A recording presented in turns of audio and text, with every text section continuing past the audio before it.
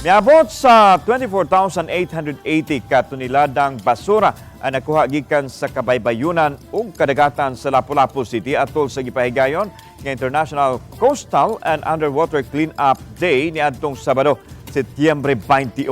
Matod ni Jocelyn Abayan, Environmental Specialist 2 sa City Environment and Natural Resources, Konsentro Lapu-Lapu City, 474 kilos niini gikan sa gipahigayong school basurero sa underwater cleanup sa labing daghang basura nga nakuha ang mga metal bottle cups nga miabot sa 463. Gisundan kini sa glass beverage bottles, fishing line, plastic beverage bottle, construction materials ug uban pa.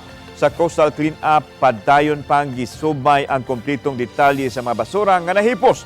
Gawas sa mga kawani sa Senro, misalmon sa mga kalihugan ang mga city officials, pinanguluhan ni Mayor Junard Ahong Chan, din gilusad-usab nila ang Sibotman Project City Hall employees.